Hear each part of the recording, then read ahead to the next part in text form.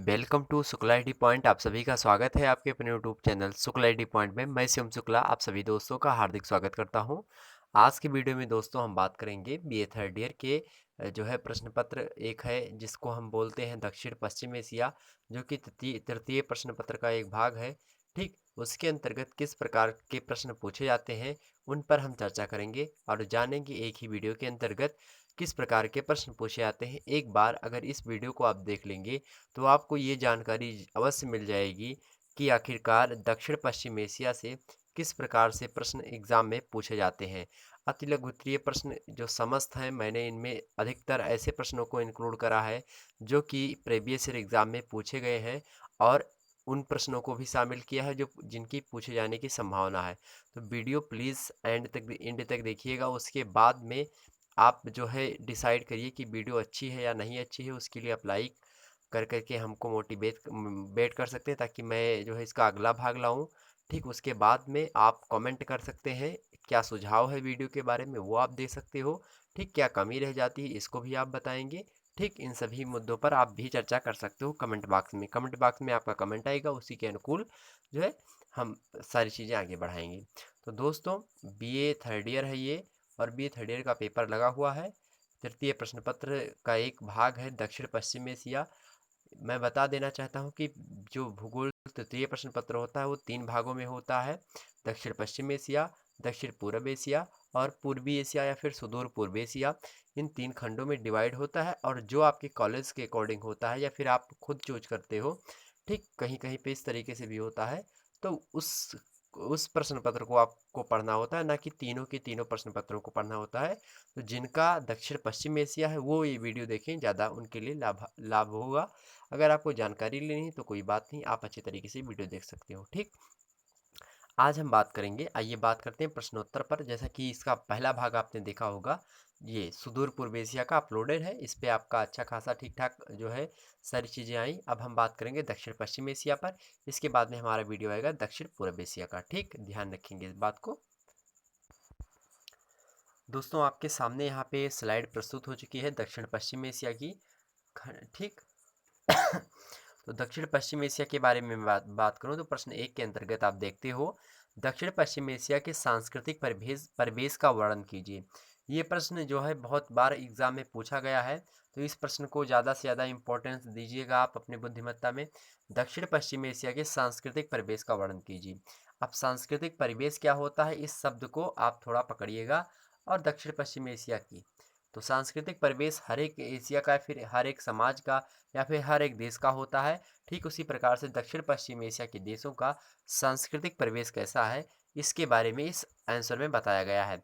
आइए मैं आंसर को थोड़ा पढ़ता हूँ और समझाता हूँ आपको कि किस प्रकार से इसके उत्तर को और सरल भाषा में लिखना है हमको। देखिए उत्तर: पश्चिमी एशिया प्राचीन काल से संस्कृति का एक महत्वपूर्ण क्षेत्र रहा है, जहां दजला फरात के मैदान में विकसित बेबीलोन की संस्कृति से न केवल पश्चिमी एशिया प्रभावित हुआ है, अपितु इसका प्रभाव एशिया के अन्य क्षेत्रों के साथ जैसे कि यूरोप और अफ्रीका तक फैला। इस्लाम और ईसाई धर्म का जन्मस्थल होने के कारण यह संपूर्ण विश्व के लिए आकर्षण का क्षेत्र बन गया या फिर केंद्र बन गया।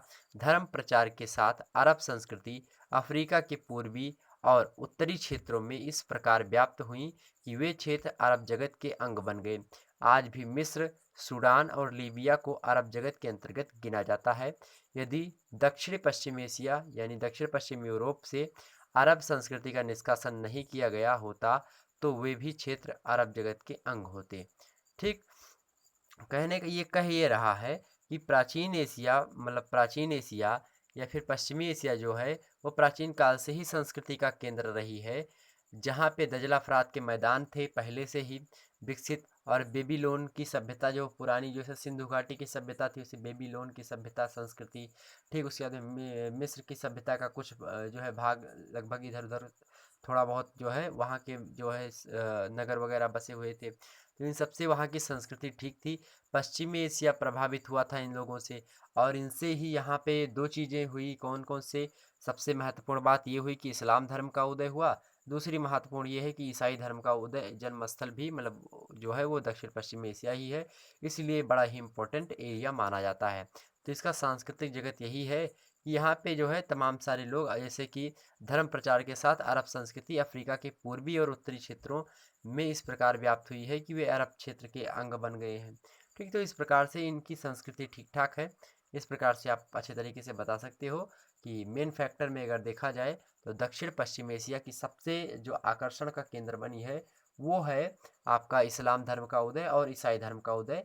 ईसाई धर्म जो है सबसे अधिक है, उसके बाद में मुस्लिम धर्म है, फिर उसके बाद में हिंदू धर्म है। ये तो इस प्रकार से आप ये भी सारी बातें कोड कर सकते हैं, क्योंकि ये आपके जानकारी के ऊपर डिपेंड करता है। हालांकि आपको ज़्यादा नहीं लिखना, बस थोड़े बहुत शब्दों में 50 शब्दों में समझा देना है। आइए हम नेक्स्ट प्रश्न की ओर बढ़ते हैं। अगला प्रश्न है दोस्तों आपका दूसरा कि दक्षिण पश्चिम एशिया की प्राकृतिक वनस्पति का वर्णन कीजिए। क्या प्रश्न है कि दक्षिण पश्चिम एशिया की प्राकृतिक वनस्पति, ध्यान देंगे इस प्रश्न को, मतलब इस शब्द को, क्योंकि इसी शब्द पर सारा का सारा आंसर टिका हुआ है। देखते हैं कि प्राकृतिक वनस्पति क्या होती है किसी भी जगत की। तो आज हम देखेंगे किस जगत की, दक्षिण पश्चिम एशिया की। तो दक्षिण पश्चिम एशिया में प्राकृतिक वनस्पति का जो विकास है वो जलवायु की पेटियों के अनुसार पाया जाता है। अब जलवायु की पेटियाँ होती हैं, जैसे कटिबंध बहुत सारे आप देखे होंगे, ठीक, उन कटिबंधों के हिसाब से जो है सारी चीज़ें पाई जाती हैं। भौतिक परिवेश के अनुरूप यहाँ के वनस्पति का आदर्श रूप उपस्थित करते हैं। इसमें कुछ क्षेत्र की प्राकृतिक वनस्पति अब नष्ट कर दी गई है, फिर भी अभी भी विशाल भूखंड पर प्राकृतिक वनस्पति का आवरण विद्यमान है।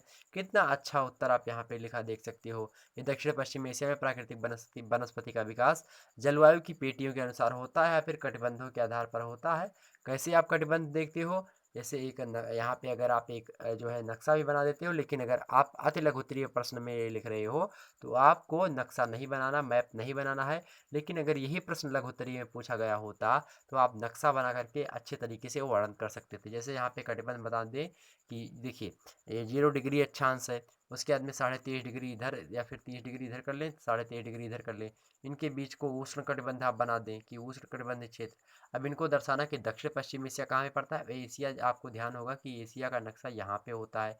अब दक्षिण पश्चिम एशिया यानी कि दक्षिण इधर है और पश्चिम मतलब कि ये जो इधर भारत के इधर वाले क्षेत्र हैं, भारत के ऊपर वाले थोड़े, ठीक, और एशिया से दक्षिण नीचे वाले, मतलब यहाँ पे अगर भारत है आपका तो ये वाले जो राज्य हैं मानी अरब वाले जो जितने भी राज्य हैं, अरब वाले, जैसे कि अगर मैं बात करूँ इसमें देश की, इसमें देश हो जाते हैं जैसे इज़राइल हो गया, उसके बाद में सऊदी अरब हो गया, इराक हो गया, ईरान हो गया, तुर्की है, ठीक, इज़राइल है। इन सभी देशों की बारे में जब बताया जाता है तो इन सभी देशों की बनस कैसी हैं, तो आप यहाँ पे देख सकते हो कि ये उष्ण कटिबंध के अंतर्गत जहाँ तक है आएंगी।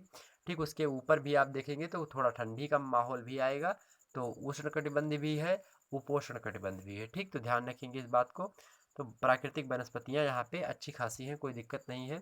अब कुछ क्षेत्र की वनस्पतियाँ, प्राकृतिक वनस्पतियाँ नष्ट हो गई हैं, लेकिन कुछ क्षेत्र की वनस्पति अभी भी विशाल भूखंड पर यानी अच्छे खासे जमीन पर उपस्थित हैं। ठीक, नेक्स्ट प्रश्न आप देखते हो तीसरा नंबर, रूम सागरीय जलवायु का संक्षिप्त वर्गीकृत प्रस्तुत कीजिए। रूम सागरीय जलवायु क्या है इसको ध्यान देते हैं। इसे जो है भूमध्य सागरीय जलवायु के नाम से जाना जाता है। भूमध्य सागरीय जलवायु, भूमध्य रेखा कहाँ पे है, तो भूमध्य रेखा ये होती है दोस्तों, और यहीं पे जो है भूमध्य जो है सागर यहीं पे है, तो वो भूमध्य रेखा क्योंकि भूमध्य सागर से गुजरती है इसलिए उसको भूमध्य सागर नाम दिया जाता है। ठीक, ध्यान रखेंगे। तो भूमध्य सागर की जो जलवायु है उसी जलवायु को रूम सागरीय जलवायु के नाम से जाना था। किस नाम से, तो रूम सागरीय जलवायु इज इक्वल टू भूमध्य सागरीय जलवायु।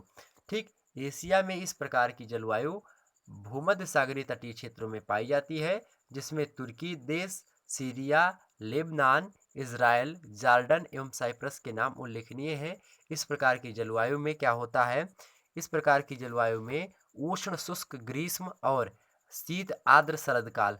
उष्ण क्या होता है, गर्म, शुष्क मीन्स होता है कि मतलब एकदम हवा क्या हो, थोड़ी बहुत गर्म हो, ग्रीष्म मतलब गर्मी वाला ऋतु।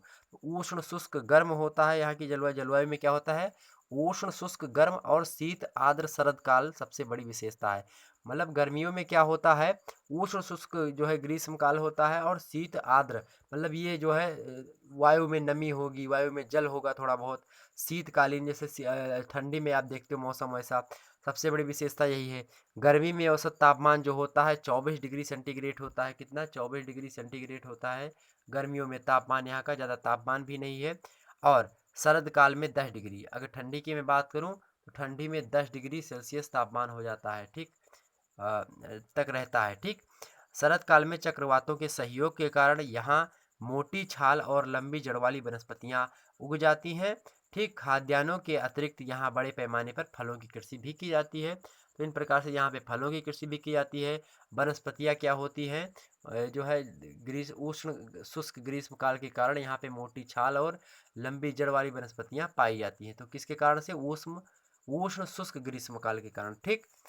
अगला हम देखते हैं नेक्स्ट प्रश्न की ओर। तो रोम सागरीय जलवायु को पता होगा क्या है। रोम सागरीय जलवायु भूमध्य सागरीय जलवायु को ही बोला जाता है, ठीक। इसके अंतर्गत फला देश आते हैं, जैसे कि अपने हम देश के नाम बताए थे, लेबनान, तुर्की, सीरिया, इसके बाद में इजराइल हमने बताया था शायद, और जॉर्डन, साइप्रस। हाँ, क्या क्या बताया था, तुर्की, सीरिया, लेबनान, इजराइल, जॉर्डन और साइप्रस, ठीक, ध्यान रखेंगे। दक्षिण एशिया यानी दक्षिण पश्चिम एशिया में कृषि के प्रकार बताइए। अब दक्षिण पश्चिम एशिया में कृषि किस प्रकार से की जाती है, इसको भी जान ले, क्योंकि इसी से प्रश्न, इन्हीं सबसे प्रश्न पूछा था और मोस्ट इंपॉर्टेंट प्रश्न है। अगर मैं मोस्ट 10 प्रश्न में से बताऊं, टॉप 10 में से, तो ये प्रश्न उसमें शामिल होगा कि दक्षिण पश्चिम एशिया की कृषि के बारे में बताइए, क्योंकि कृषि जो है ये जीवन निर्वाह हेतु बड़े ही महत्वपूर्ण साधन होती है, क्योंकि कृषि पर ही सभी लोग निर्भर होते हैं अधिकतर, ठीक। तो देखिए यहाँ पे क्या क्या उगता है, तो गेहूँ, जौ हो गया, जई, मक्का, ज्वार और बाजरा, सोरघम और धान यहाँ की प्रमुख फसलें हैं। अन्य उत्पादों में देखा जाए दोस्तों तो चुकंदर हो गया, खजूर है, खजूर सबसे अधिक मात्रा में, खजूर बढ़िया मात्रा में यहाँ पे उत्पादन होता है, चुकंदर का अच्छा उत्पादन होता है। जैतून, अंगूर, कपास, तंबाकू और शहतूत विशेष उल्लेखनीय है। जैतून, अंगूर, नाशपाती, अंजीर, केला, संतरा और सेब की कृषि पर विस्तार तेजी से हो रहा है। यहाँ पे साग सब्जी की कृषि भी पश्चिमी एशिया की कृषि की विशेषता होती जा रही है। आलू, हरी सब्जी, प्याज आदि अब आवश्यकता से अधिक उत्पादित की जाने लगी है। रूम सागर तट मानी भूमध्य सागर के तट के क्षेत्र देशों में खाद्यान्नों से अधिक फल फूल और सब्जी की कृषि की जाती है, क्योंकि जो है सागर के तटीय मैदान विशाल विशाल होते हैं, जिन पे वहाँ पे जो है अच्छा खासा उत्पादन हो जाता है, ठीक। तो इससे उत्पादन में वृद्धि हुई है रूम सागर के तट के कारण से, ठीक।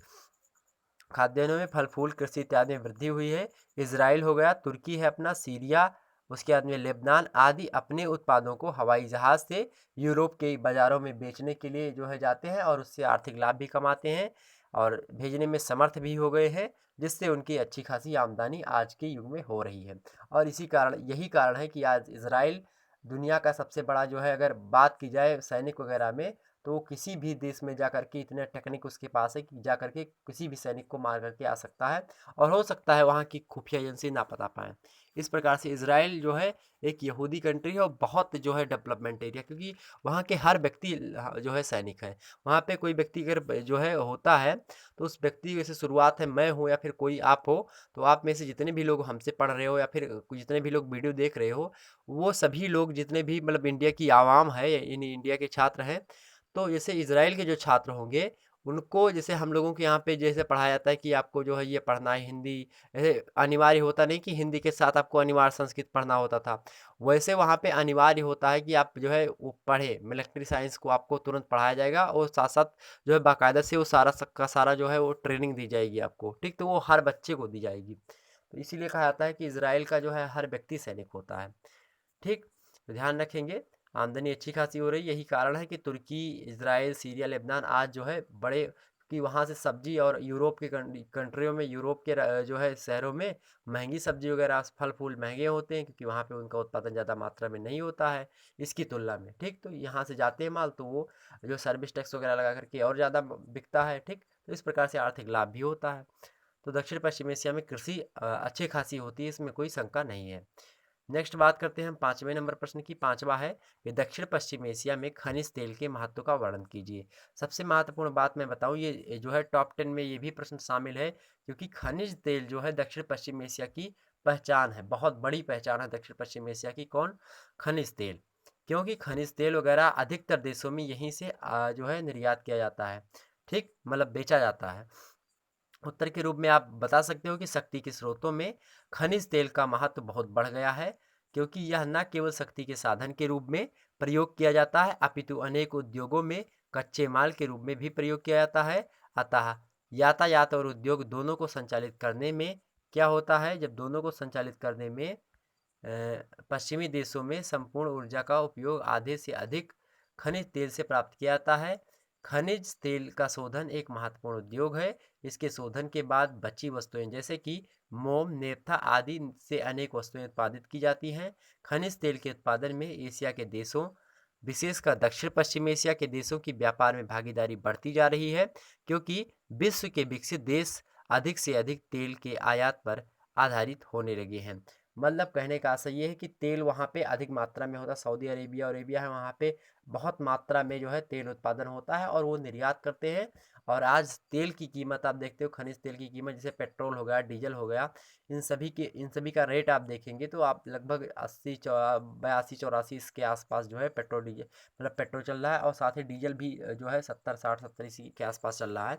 महंगाई क्यों बढ़ रही है? क्योंकि वहाँ से जो है वहाँ पे अब उन्हीं के ऊपर लगभग निर्भर रहते हैं लोग, ठीक, क्योंकि वही खाड़ी देशों में ही ये सारी जो है खनिज तेल का उत्पादन अधिक मात्रा में होता है, ठीक। तो ये सारी चीज़ें, तो वहाँ पे खनिज तेल सबसे महत्वपूर्ण जो है आयात का साधन, मतलब आर्थिक विकास का स्रोत है। तो वहाँ के लिए बड़ा ही महत्वपूर्ण है कौन? खनिज तेल। और खनिज तेल क्यों ना इम्पोर्टेंट हो? क्योंकि अगर मैं बात करूँ इंडिया की, तो इंडिया में जो है इतनी आवाम है, इतनी जनसंख्या इंडिया की है। साथ ही साथ चाइना के पास भी जनसंख्या है। और दुनिया में जितने देश हैं अधिकतर जो है अपने एशिया के, उनमें जनसंख्या भरी पड़ी है, ठीक। अब जनसंख्या भरी पड़ी है, अब कुल मिलाकर के देश में जो है 17.5% जनसंख्या तो इंडिया में निवास करती है। आप सोच सकते हो जो दुनिया की जनसंख्या है, हर 100 में से 17 लोग इंडिया के होते हैं।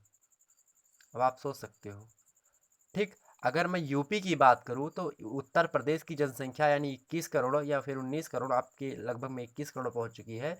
तो 21 करोड़ जनसंख्या, इतनी जनसंख्या कि ब्राज़ील जो 5वें नंबर का सबसे बड़ा क्षेत्रफल में दृष्टि से देश है, देखा जाए सबसे ज़्यादा क्षेत्रफल में 5वें नंबर का सबसे बड़ा देश है इजराइल, वो ब्राज़ील, उसकी जनसंख्या इससे 1-2 करोड़ कम है। अब आप सोच सकते हैं कि कितनी जनसंख्या है। तो जनसंख्या बहुत ज़्यादा है और आजकल हर एक घर में आप देखेंगे कि मोटरसाइकिल, कार वगैरह, मतलब कार वगैरह तो कम से कम नहीं तो इंडिया में अगर मैं बात करूँ तो 40% या 40% लोगों के यहाँ कार वगैरह होगी। लगभग 60% लोग, मतलब 20-25% ऐसे होंगे जिनके यहाँ पे और जो है ये नहीं होगा, मतलब मोटरसाइकिल होगी। और उसके बाद में कुछ लोग ही ऐसे बचे होंगे जिनके पास मोटरसाइकिल आज के युग में ना हो। हर व्यक्ति के पास लगभग मोटरसाइकिल हो चुकी है, लगभग की मैं बात कर रहा हूँ। क्योंकि अब इंडिया में एक भी प्रचलन ये भी है कि दहेज में जो है मोटरसाइकिल मिलती है, गाड़ी मिलती है सबको। तो इसके माध्यम से भी गाड़ी में बढ़ावा मिला है गाड़ी को। तो जो है गाड़ी यहाँ पे इंडिया में सबके पास है। और कहीं ना कहीं पे और इतनी जनसंख्या है 131 यानी 130 करोड़ जनसंख्या लगभग हो चुकी है इंडिया की। अब 130 करोड़ में से अगर मैं बात करूँ तो कुछ नहीं तो 50 करोड़ गाड़ियाँ तो होंगी ही होंगी। 50 करोड़ गाड़ियों का डीजल आप एक दिन का जोड़ दीजिए कितना होगा, बस यही जोड़ लीजिए। उसके बाद में आप पता चल जाएगा कि तेल क्यों इतना महंगा होता जा रहा है, ठीक। हालांकि इस पे नहीं आते कि कितना महंगा जा रहा है, वो सरकारी मुद्दा है, उस पर हम नहीं चर्चा करते हैं। आगे बढ़ते हैं हम 6वें क्वेश्चन की बात करते हैं। दक्षिण पश्चिम एशिया में खनिज संसाधनों का वर्णन कीजिए। अब बात करते हैं खनिज संसाधन की दृष्टि से दक्षिण एशिया का क्या महत्व है विश्व के देशों में। देखिए दोस्तों, किसी भी देश की खनिजों की उपस्थिति का महत्व तभी होता है जब खनिज समृद्ध अनुकूल होता है, मतलब सभी प्रकार के खनिज उत्पन्न होते हों।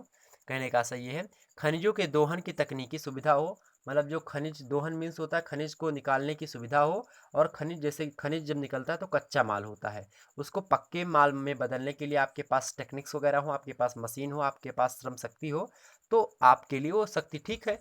लेकिन अब ऐसा नहीं कि आपके पास भंडार बहुत ज़्यादा है, आपके पास श्रम शक्ति नहीं है, आपके पास पूंजी नहीं है कि उसको निकाल करके पक्के माल में कन्वर्ट करें, आपके पास यातायात के साधन नहीं जिससे उस माल को ले जा करके बाज़ारों में निर्यात करवाएं, ठीक। आपके पास जो है वो उपकरण वगैरह नहीं है जिससे कच्चे माल को पक्के माल में ट्रांसफ़र किया जा सके।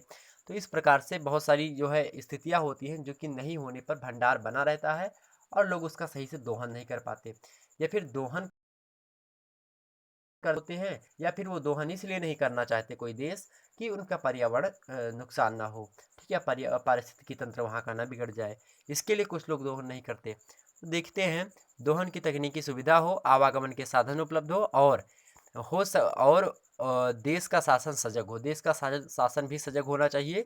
देश की सरकार को उसमें रुचि लेनी चाहिए कि अगर इसका दोहन किया जाए सही तरीके से, पारिस्थितिकी तंत्र को बचा करके, पर्यावरण को बचा करके इसका अगर सही से दोहन किया जाए, इस पे बाकायदा से नियम बनाए जाए, 2-3 आर्थिक सलाहकार या फिर इन सभी को बैठा करके इन पे अच्छा खासा निर्णय लिया जाए, इस पे कानून बनाया जाए, उसके बाद में इसको रिजर्व किया जाए, उसके बाद में इस पे अच्छा खासा इनकम हम कमा सकते हैं। तो इस प्रकार की अगर सरकार हुई, सजग सरकार हुई, अगर अपना पेट भरने वाली सरकार ना हुई, तो अच्छे तरीके से वहाँ उस राज्य की खनिज संपदा का जो है विवरण हो जाएगा। ठीक, सजग हो इसकी उपस्थिति के परिणाम स्वरूप ही जहाँ खनिजों का उचित उत्खनन होता है, वहीं उसके परिष्करण और उन पर आधारित उद्योगों का भी विकास हो पाता है। जैसे मान लिया अगर किसी के वहाँ से पेट्रोलियम वगैरह निकल रहा है, तो उसके लिए क्या होगा, लोग जो है श्रम शक्ति के लिए मजदूरों को बुलाएंगे, जिससे उस देश में बेरोजगारी दर कम होगी, रोजगार बढ़ेगा, बेरोजगारी दर कम होगी। और जब बेरोजगारी दर किसी देश की कम होगी तो उसकी जीडीपी ग्रोथ करेगी दोस्तों। जब किसी देश की जीडीपी ग्रोथ करती है, यानी जो ग्रास डोमेस्टिक प्रोडक्ट होता है, ये इकोनॉमिक्स का टॉपिक है, जब ये जो है ग्रोथ करता है, जब जीडीपी बढ़ती है, तो प्रति व्यक्ति आय बढ़ती है दोस्तों। और जब व्यक्ति की प्रति आय बढ़ती है, तो वो देश क्या होता है, उसके पास जो है क्या विदेशी मुद्रा का भी कोष बढ़ता जाता है धीरे धीरे।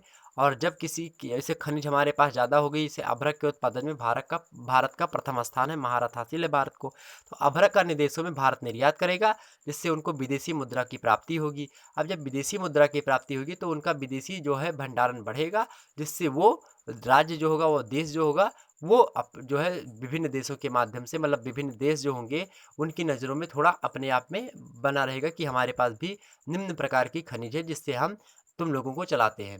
ठीक, तो इस प्रकार का भंडारण होना चाहिए। जैसे अभ्रक अपने पास है, अभ्रक के लिए हम जाने जाते हैं विश्व में कि अभ्रक के उत्पादन में भारत का नंबर 1 स्थान है, आपने सेकंड ईयर में पढ़ा होगा। ठीक, तो यही सारी चीज़ें हैं। तो खनिजों का उचित उत्खनन होता है, वही जो है उसके परिष्करण और उस पर आधारित उद्योगों का भी विकास हो जा पाता है। तो जब उद्योगों का विकास होगा, तो उद्योग जैसे वहाँ पे कारखाने लगेंगे, कारखाने में भी मजदूर लगेंगे। तो इस प्रकार से आर्थिक तंत्र जो होगा, वो खनिजों के माध्यम से भी बहुत बढ़ सकता है। आर्थिक तंत्र ही नहीं, देश की आवाम यानी देश की जनसंख्या भी उसमें जुट करके अपना कार्य निकाल सकती है। देश की जनसंख्या को इनकम भी हो सकता है।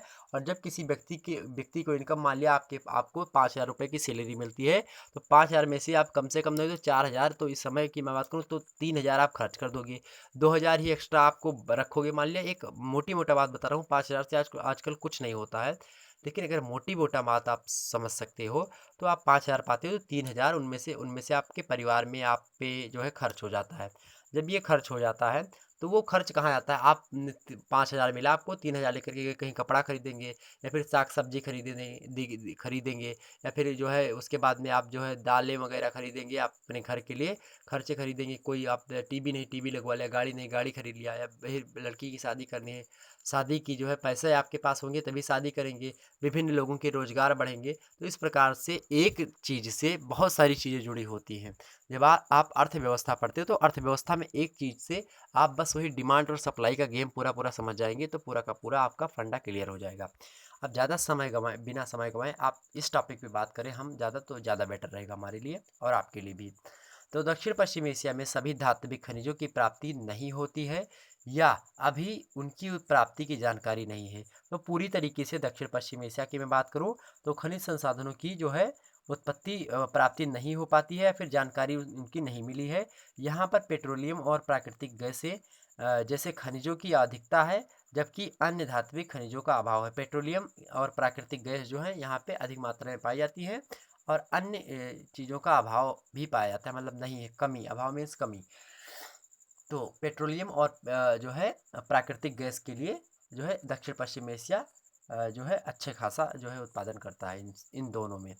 और अन्य खनिजों की अपेक्षा, या फिर वहाँ पे जो है अच्छी खासी तकनीक नहीं, जिसके माध्यम से वो पता नहीं कर पा रहे हैं, या फिर उनका अभाव है, या फिर है ही नहीं। ठीक, नेक्स्ट प्रश्न की बात करते हैं 7वें नंबर की, कि एशिया में जनाधिक्य की समस्या का वर्णन कीजिए। जनाधिक्य मीन्स होता है जनसंख्या का अधिक होना, जनाधिक्य। ठीक,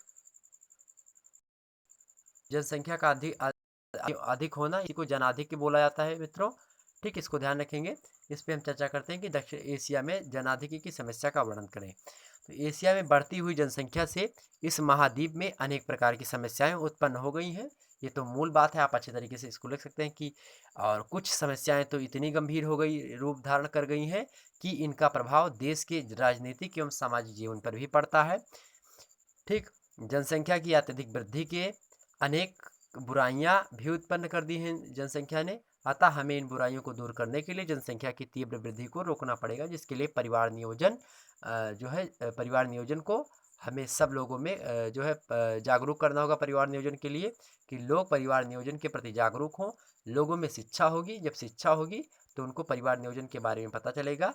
ठीक, या फिर कोई ऐसा कानून बनाया जाए जिससे दो, या फिर इसे हिंदू धर्म में एक परंपरा होती है कि एक लड़का जरूर होना चाहिए, और लड़के के चक्कर में और ज़्यादा लोग जनसंख्या बढ़ती जाती है। या फिर मुस्लिम्स की बात करूं तो उनमें अगर मैं बात करूं तो मुस्लिम्स में अभी भी कुछ ऐसी प्रथाएं हैं कि उनमें प्रथाएं क्या बोल सकते हो, अगर उनकी शिक्षण का अभाव है, जिसके कारण से उनके पास बहुत सारे बच्चे होते चले जाते हैं और जनसंख्या वृद्धि के कारण बन रहे हैं। हिंदू की जनसंख्या में बात करूं, मैं हिंदू मुस्लिम वाद पे नहीं बात करना चाहता, क्योंकि दोनों धर्मनिरपेक्ष भारत एक कंट्री है और धर्मनिरपेक्ष राज्य में सभी को अधिकार प्राप्त है कि आप स्वतंत्र हैं, आप कुछ भी कर सकते हैं, लेकिन इस प्रकार से स्वतंत्र नहीं होना है कि देश की आर्थिक स्थिति संकट में आ जाए। आज जनसंख्या इतनी बढ़ गई है कि इसके परिणाम स्वरूप नौकरियों में उत्तर प्रदेश की मैं हाल बता दूं तो आप जब सरकारी नौकरी पाएंगे तो उसमें 5 साल आप संविदा पे कार्य करेंगे। सरकारी नौकरी वाले 5 साल संविदा पे कार्य करेंगे और हर साल टेस्ट देंगे। अब ये कौन सी बात हुई? आप सीधे सीधे वैसे वैकेंसी भी कम आती है, और जब वैकेंसी एक अगर मान लिया 10,000 वैकेंसी आती है तो उसके लिए 3 करोड़ फॉर्म पड़ते हैं। 3 करोड़ या फिर 3 करोड़ में ज़्यादा नहीं बता रहा हूँ, कम ही बता रहा हूँ। 2-2.5 करोड़ एक 10,000 वैकेंसी के लिए पढ़ ही जाते हैं। अब NTPC वगैरह का तमाम सारा फॉर्म देख लीजिए आप। ठीक, तो वो सारी चीज़ें मुद्दे अलग की बातें हैं। तो हालांकि इस पे कंट्रोल करना चाहिए, हम लोगों को खुद जागरूक, जो लोग पढ़े लिखे मुस्लिम समाज के हैं वो इन बातों की ओर ध्यान दे रहे हैं। मैंने देखा है हमारे पास पड़ोस में बहुत सारे मुस्लिम रहते हैं भाई, तो उनमें हमने देखा है कि वो जागरूक हो रहे हैं परिवार नियोजन के प्रति, उनके उनके अंदर जागरूकता है। तो प्लीज़ अगर इस बात को अगर आप अपने जहन में बैठा लेंगे अभी से, तो आगे चल करके आप लोगों के लिए बड़ी अच्छी बात होगी। जनसंख्या कम रहेगी, मैं ये नहीं कहता कि जनसंख्या आप बढ़ाइए मत, या फिर आप पुत्र संतान उत्पत्ति ना करिए, लेकिन दो, कम से कम एक दो, या फिर इस प्रकार से अगर एक बच्चा हो जाता है तो कोई बात नहीं। तो आप अपने हिसाब से, या फिर कानून, सरकार के द्वारा ऐसा कानून लाया जाना चाहिए जिससे 2 बच्चे हों, चाहे 2 लड़की हो जाए, चाहे 2 लड़का हो जाए, फिर चाहे 1 लड़की 2 1 लड़का हो जाए, या फिर ठीक, इस प्रकार से आप कुछ भी कर सकते हैं। वो सरकार पे डिपेंड करता है कि क्या करते हैं क्या नहीं करते हैं, वो हमारा मैटर नहीं है। फिलहाल भारत का अगर मैं बात करूँ तो भारत का एक नागरिक होने के नाते मेरा फ़र्ज बनता है कि मैं बताऊँ, और साथ ही साथ मैं आपको यदि पढ़ा रहा हूँ तो ये भी मेरा फ़र्ज बनता है कि परिवार नियोजन के बारे में आपको जानकारी ले लेनी चाहिए कहीं से। आप नेट पे डालेंगे तुरंत आ जाएगा। ठीक, अगला है 8वां नंबर प्रश्न कि एशिया के वायु यातायात पर संक्षिप्त टिप्पणी लिखिए। तो एशिया में वायु यातायात पर संक्षिप्त टिप्पणी किस प्रकार से लिख सकते हैं, आइए चर्चा करते हैं मित्रों। वायु यातायात ने अलंघनीय क्षेत्रों को भी जोड़ दिया है, जहाँ पे अलंघनीय मीन्स जहाँ पे हम लांघ करके उसको ना जा सके, जैसे कि समुद्र वगैरह हो गए। ठीक, या फिर ऐसा कोई क्षेत्र है वन वगैरह जहाँ से हम नीचे से ना जा सके। ठीक, तो इस प्रकार के क्षेत्रों को उन्होंने जोड़ दिया है वायु ने। तो अलंघनीय मीन्स होता है ऐसे क्षेत्र जहाँ से हम पार ना कर सके, तो उनको जोड़ने का कार्य वायुयान ने किया है। ठीक, अधिक व्यय के कारण इसका प्रमुख प्रयोग यात्री यातायात के लिए किया जाता है, यात्री यातायात के लिए किया जाता है।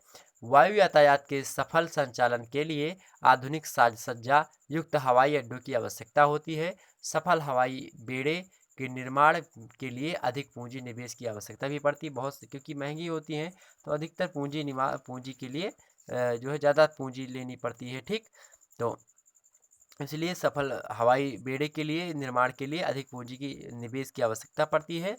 विश्व के प्रमुख अगर मैं बात करूं तो विश्व के प्रमुख 10 अंतर्राष्ट्रीय वायुमार्गों में 6 का संबंध एशिया के देशों से है। अगर विश्व के 10 हवाई अड्डों की बात करें तो उनमें से जो 6 हवाई अड्डे हैं वो एशिया से ही संबंधित हैं। ठीक, इन पर इन ट्रंक मार्गों पर एशिया के उत्कृष्ट हवाई अड्डे विकसित किए। उत्कृष्ट मीन्स होता है अच्छा। ठीक, तो इन सब पर हवाई अड्डे का विस्तार हो चुका है। एशिया की मैं बात करूं तो काफ़ी अच्छा खासा, ज़्यादा बेकार भी नहीं है। टॉप 10 की मैं बात करूं तो उनमें से 6 जो हैं वो अपने एशिया से ही संबंधित हैं। तो इससे आप अंदाज़ा लगा सकते हैं कि एशिया में किस प्रकार का हवाई संतुलन है, यानी यातायात जो है, हवाई यातायात किस प्रकार से है।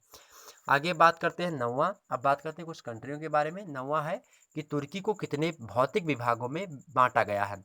तो तुर्की को जो है भौतिक विभागों में जो है 3 प्रकार से बांटा गया है। चर्चा करते हैं। धरातलीय विशेषताओं के आधार पर मित्रों, तुर्की को 3 प्रमुख भौतिक विभागों में एवं अनेक उप विभागों में भी बांटा गया है। पहला है तटीय मैदान, दूसरा है वलित पर्वत श्रृंखला और तीसरा है आपका आंतरिक पठार। बात करते हैं तटीय मैदान। तटीय मैदान वह मैदान होते हैं जो नदियों के किनारे, समुद्रों के किनारे या फिर किसी झील वगैरह के किनारे जो है होते हैं। काला सागर तटीय मैदान, काला सागर का जो तटीय मैदान है वो मैदान का। दूसरा है एजियन सागर तटीय मैदान, एजियन सागर के निकट का जो तटीय मैदान है वो मैदान इसके अंतर्गत आता है। उसके बाद में रोम सागरीय तटीय मैदान, और रोम सागर यानी भूमध्य सागर का जो तटीय मैदान है वो भी। तो तटीय मैदान में 3 मैदान है। कौन सा? काला सागर का तटीय मैदान, एजियन सागर का तटीय मैदान और रोम सागर का तटीय मैदान यानी भूमध्य सागर का तटीय मैदान। नेक्स्ट आप वलित पर्वत श्रृंखला। वलित पर्वत मीन्स होता है इस प्रकार से वलन हुआ प्रक्रिया, यानी कोबर के भूसन्नति सिद्धांत के द्वारा जो भूसन्नतियाँ प्राप्त हुई हैं, मतलब भू अभिनति के द्वारा जो है कोबर का भूसन्नति सिद्धांत हमने पढ़ाया है फर्स्ट ईयर में, उसको आप देख लेंगे तो आपको पता चलेगा कि जो अभिनति जो ये वलन होता है, वलन प्रक्रिया किस प्रकार से पड़ती है। ठीक, जब मान लिया कोई ये पर्वत है, ठीक, अब कोई ये पिंड है, जब यहाँ पे इधर से फोर्स लग रहा है, इधर से फोर्स लग रहा है, दोनों पे फोर्स लग रहा है, तो ये बीच का भाग जो होगा वो उठ जाएगा, कुछ इस प्रकार से उठेगा। अब जब ये इस प्रकार से उठेगा तो बीच का भाग जो होगा वो कुछ सपाट होगा, किनारे के भाग जो होंगे वो ज़्यादा उठ जाएंगे क्योंकि किनारे पर बल ज़्यादा लगेगा। तो बीच के भाग, ये किनारे किनारे के भाग ज़्यादा उठ जाएंगे, बीच का भाग नहीं उठेगा। हालांकि इसको समझने के लिए आपको ज़्यादा समय देना पड़ेगा और आप उस वीडियो को देखेंगे जा करके। ठीक, तो वलित पर्वत आपको समझ में आ जाएगा। पैंटिक पर्वत श्रृंखला है, तुरुस पर्वत श्रृंखला है, सा है प्रति तुरुस पर्वत श्रृंखला और आर्मीनिया पर्वत श्रृंखला। ये सारी पर्वत श्रृंखलाएं दक्षिण पश्चिम एशिया में शामिल हैं। ठीक, मतलब वहीं पे है। नेक्स्ट बात करते हैं तुर्की में जनसंख्या वृद्धि पर प्रकाश डालिए। और तुर्की की मैं बात कर रहा था, यहाँ पे दक्षिण पश्चिम एशिया में तुर्की जो देश है वहाँ पे ये सारे पर्वत हैं। ठीक, तो अगला प्रश्न है आपका कि तुर्की में जनसंख्या वृद्धि पर प्रकाश डालिए। तुर्की में जनसंख्या वृद्धि पर प्रकाश डालना है आपको। तो 2001 में तुर्की की जनगणना 650 लाख थी। तुर्की की जनगणना कितनी थी? तो 650 लाख थी, जो 2.3 प्रतिवर्ष की दर से बढ़ कर के, मतलब 2.3% प्रतिवर्ष की दर से बढ़ती रही है। यह यहाँ जनसंख्या का वितरण असमान है। ठीक, आगे मैं बात करता हूँ। देश का औसत जो घनत्व मात्र 85 व्यक्ति प्रति वर्ग किलोमीटर है। मान लिया अगर एक बिंदु है, एक मिनट में प्रति वर्ग किलोमीटर आपको समझा रहा हूँ कि वर्ग किलोमीटर क्या होता है। मान लिया एक बिंदु है, तो यहाँ से जो है, आप बिंदु नहीं एक रेखा मान सकते हो इसको। एक मिनट, मान लिया कोई व्यक्ति यहाँ पे खड़ा है और यहाँ से 1 किलोमीटर इधर जाए, फिर 1 किलोमीटर इधर आए, फिर 1 किलोमीटर इधर आए, फिर 1 किलोमीटर यहीं पे चला जाए, तो ये क्या होगा? मान लिया 1 किलोमीटर इधर गया, 1 इधर गया, 1 इधर गया, 1 इधर गया। अब जिसकी चारों भुजाएं बराबर होती, ऐसी जो है 4 भुजाओं वाली आकृति, जिसकी चारों भुजाएं बराबर हो, जिसका चारों कोण 90 डिग्री का हो, 90 अंश का हो, ऐसी स्थलाकृति को हम क्या बोलते हैं? वर्ग बोलते हैं। इसीलिए दोस्तों ये बोला जाता है कि प्रति वर्ग किलोमीटर, तो 85 मतलब आदमी जो हैं वो 1 वर्ग किलोमीटर में निवास करते हैं। मतलब इस एरिया में 1 किलोमीटर इधर, 1 किलोमीटर इधर, 1 किलोमीटर इधर, जो ये एरिया प्राप्त होती है बीच की, इसमें जो है 85 लोग निवास करते हैं। कहाँ पे? तो मैं बात कर रहा हूँ तुर्की की। तो तुर्की में 1 किलोमीटर के दायरे में, मतलब 1 किलोमीटर वर्ग, 1 वर्ग किलोमीटर में, मतलब वर्ग किलोमीटर आप समझ में गए होगा कि इधर उधर चारों तरफ के बीच वाला क्षेत्र, 85 व्यक्ति इतने जो है स्थान में रहते हैं। ठीक, तो जनसंख्या आदि जो है इस प्रकार से जनसंख्या का वितरण है। बहुत कम जनसंख्या का वितरण है। आप इंडिया के गांव में देखोगे तो एक गांव में मैं बता रहा हूँ तो कम से कम 1,000 नहीं तो मतलब हो जाते हैं। अगर वोटर आईडी की बात करो तो 1200-1500 वोट एक गांव में जो है कम से कम हो जाते हैं। तो इस प्रकार से आप देख सकते हो कितना जनसंख्या वितरण वहाँ पे है और अपने यहाँ पे किस तरीके से है। ठीक, और भी देखते हैं थोड़ा। प्रति वर्ग किलोमीटर में है। और प्रति वर्ग किलोमीटर क्यों लगाया जाता है? क्योंकि यहाँ पे अगर लंबाई गुणे चौड़ाई में बात करूँ तो ये जो है लंबाई गुणे चौड़ाई, मतलब लंबाई गुणे की चौड़ाई दोनों बराबर होती है, लंबाई चौड़ाई, इसलिए वर्ग स्क्वायर कहीं के पे लिखा रहता है। वर्ग मीन्स होता है स्क्वायर, तो मतलब सेंटीमीटर, मतलब किलोमीटर का स्क्वायर बोल दो, चाहे km इस प्रकार से लिख दो स्क्वायर है, और चाहे वर्ग किलोमीटर हिंदी में लिखा हो तो भी आप समझ जाइएगा। ठीक। सर्वाधिक घनत्व तटीय मैदानों और पठार के औद्योगिक और प्रशासनिक केंद्रों के आसपास है। और कोई भी जनसंख्या दोस्तों जहाँ पे बस मतलब ऐसे स्थानों पर बसेगी जहाँ पे कृषि करने योग्य भूमि हो, या फिर जहाँ पे कोई औद्योगिक क्षेत्र हो, ठीक ठीक, या फिर प्रशासनिक केंद्र हो बहुत सारे, जिसमें वहाँ पे उनको फायदा हो सके, किसी व्यक्ति को, वहीं पे लोग रहना चाहेंगे। न्यूनतम घनत्व पठार के पूर्वी भागों में स्थित है। यहाँ की अधिकांश जनसंख्या तुर्की की है, जो अपने अपने को आर्य कहते हैं। इनका धर्म इस्लाम है। ठीक। नेक्स्ट बात करते हैं 11 नंबर प्रश्न, इराक में खजूर की कृषि का वर्णन कीजिए। इराक में खजूर की कृषि का वर्णन देखिए किस प्रकार से होता है। उत्तर है कि इराक की प्रमुख व्यापारिक फसलों में खजूर की कृषि अधिक महत्वपूर्ण है। हमने बताया था जैसा कि विश्व का आधा से अधिक खजूर इराक अकेले उत्पादित करता है। तो विश्व में अगर 100 खजूर उत्पादित होते हैं तो उनमें से 50 से अधिक खजूर कहाँ से उत्पादित होता है? इराक में अकेले। इराक में अकेले खजूर उत्पादन होता है। ऐसे आपने देखा होगा कि बम्बई में अब जब आप आ जाएंगे तो बम्बई के तटों पर वहाँ पे खजूर बेची जा रही होगी। क्यों बेची जाती है वहाँ पे कुछ मात्रा में खजूर होती है, और नहीं तो इराक वगैरह से वहाँ पे जब बंदरगाह में आते हैं जहाज, तो इराक से खजूर वगैरह आती है यहाँ पे बेचने के लिए। यहाँ पे लोग वहाँ पे खरीदते हैं और बेचते हैं। ठीक। गोवा के तट पर आता है सारी चीज़ें। ठीक। तो ये सारी चीज़ आप समझ सकते हैं। तो खजूर उत्पादन में नंबर 1 का स्थान है, और आधे से ज़्यादा खजूर अकेले जो है यहीं से प्राप्त होता है। कहाँ से? इराक से। अनुमानतः यहाँ 3 करोड़ से अधिक खजूर के वृक्ष हैं। 3 करोड़ से ज़्यादा खजूर के वृक्ष यहाँ पे हैं। इराक का डेल्टाई भाग जो है, डेल्टाई मीन्स जो नदियों के मुहाने का क्षेत्र होता है। नदियाँ जब बुढ़ी हो जाती हैं, जब डेल्टा बनाने लगती है, डेल्टा मीन्स जब वो कई धाराओं में, विभिन्न छोटी छोटी धाराओं में विभक्त हो जाएं, तो इस प्रकार के एरिया को डेल्टा बोला जाता है। और ध्यान रखेंगे डेल्टा वाला क्षेत्र बहुत ही उपजाऊ होता है। जैसे कि विश्व का सबसे बड़ा डेल्टा है सुंदरबन का डेल्टा, जो कि कहाँ पे स्थित है? सुंदरबन का डेल्टा आपका जो है पश्चिम बंगाल में स्थित है, और बांग्लादेश में ही है। तो यहाँ पे मैंग्रोव नामक वनस्पति पाई जाती है। तो ये भी जो है एक, तो सुंदरबन का डेल्टा जो है वो बड़ा फेमस है। वैसे इस प्रकार से यहाँ पे जो डेल्टाई प्रदेश है इराक का, वहाँ पे खजूर की कृषि बहुत अधिक होती है, मतलब अग्रणी है उसमें। यहाँ लगभग 160 किलोमीटर लंबी और 3 किलोमीटर चौड़ी पट्टी में केवल खजूर के बाग लगाए गए हैं। कहाँ पे? तो इराक की मैं बात कर रहा हूँ। इनके अतिरिक्त फरात के किनारे, दजला फरात की घाटी वगैरह है, उनके किनारे किनारे जहाँ कृषि के अयोग्य भूमि है, मतलब जहाँ पे कृषि सही से नहीं की जा सकती, वहाँ भी खजूर के बाग लगाए गए हैं। इराकी लोगों के भोजन में खजूर एक प्रमुख अंग है, मतलब खाना खाने लोग बैठेंगे तो भी खजूर का सेवन करेंगे। ठीक। इराक 4 लाख टन से अधिक खजूर, इराक 4 लाख टन से अधिक खजूर उत्पादित करता है, जिसका आधा से ज़्यादा अधिक भाग निर्यात कर देता है। मतलब अगर 4 लाख टन खजूर जो है उत्पादित करता है, मतलब जो है कौन? इराक। तो उस जिसका आधा से अधिक भाग, मतलब 4 लाख टन करता है तो कम से कम नहीं तो 2.5 लाख जो है टन वो जो है निर्यात कर देता है। 2.5 लाख, यहाँ पे 2.5 लाख टन वो निर्यात कर देता है, मतलब बेच देता है अन्य देशों को। ठीक।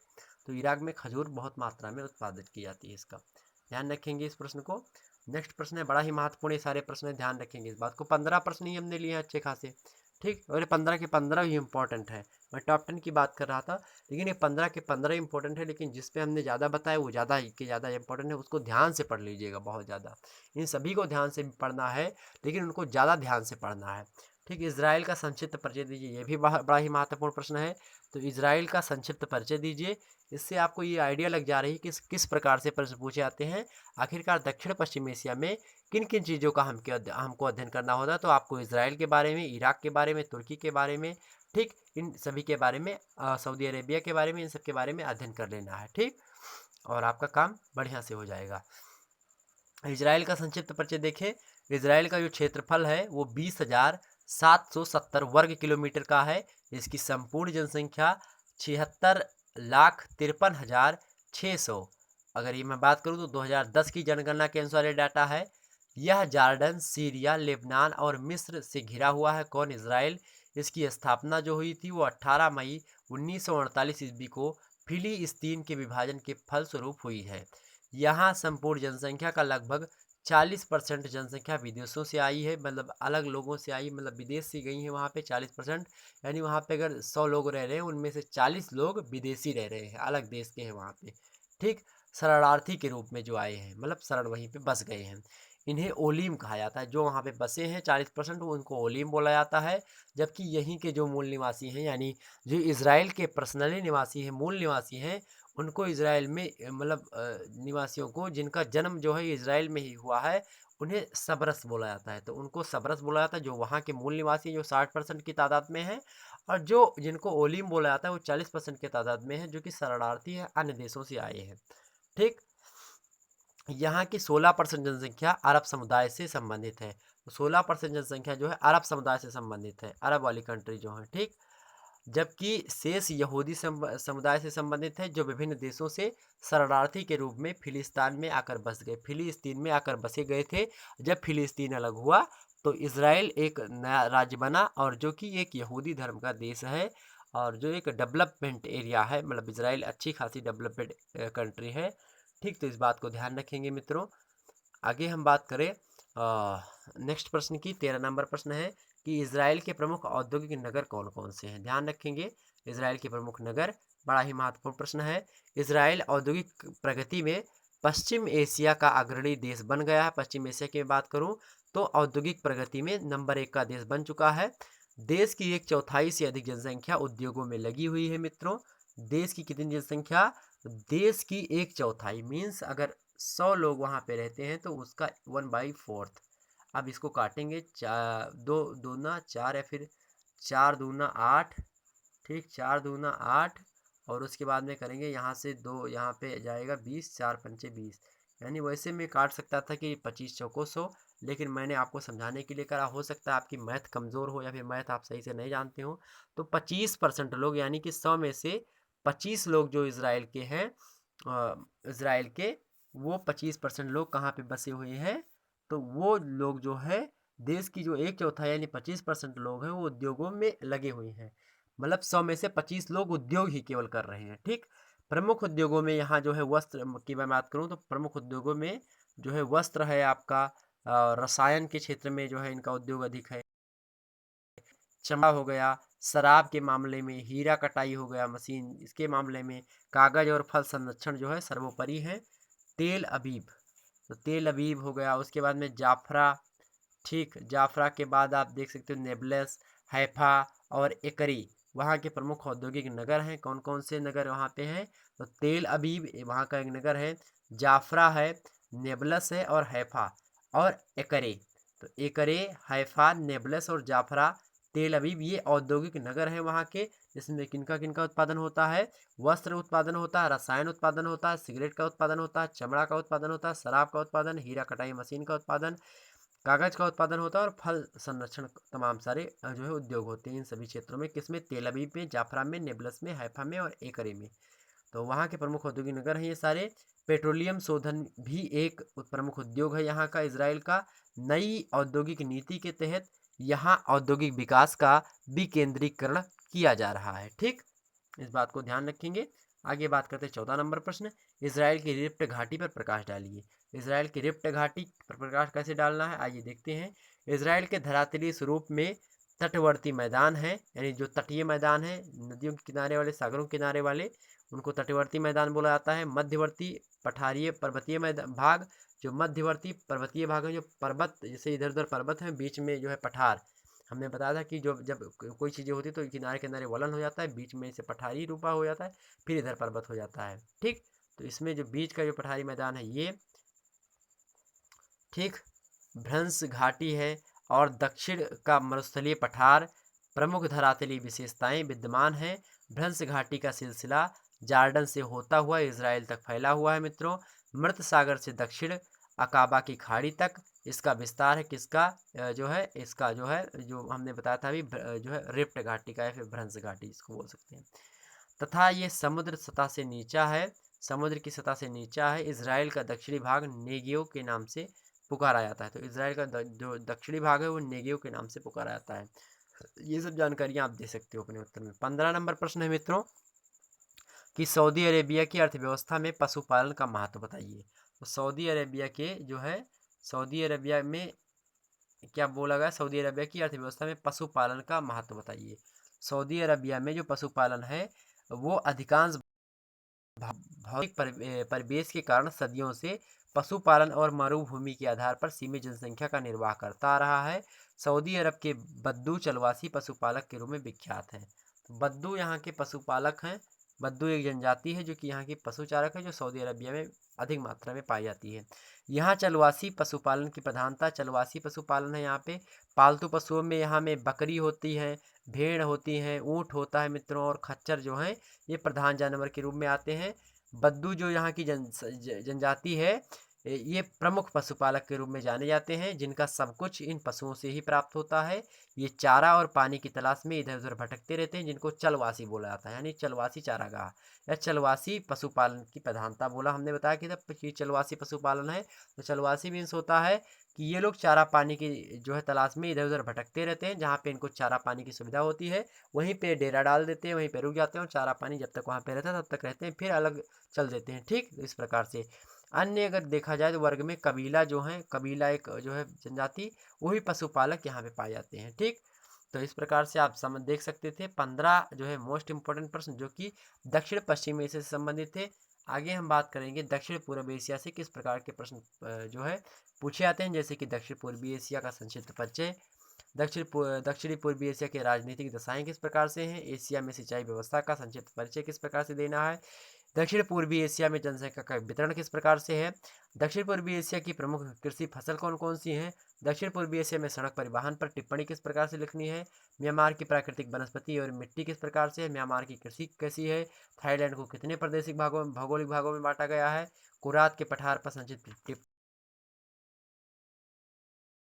में कृषि किस प्रकार से होती है, थाईलैंड के उद्योग धंधे किस प्रकार से चलते हैं, मलेशिया का प्राकृतिक स्वरूप क्या है, मलेशिया में जलवायु किस प्रकार से पाई जाती है, इंडोनेशिया में खनिज संसाधन का क्या हाल है।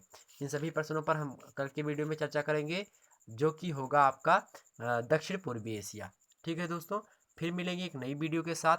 तब तक के लिए जय हिंद, जय भारत।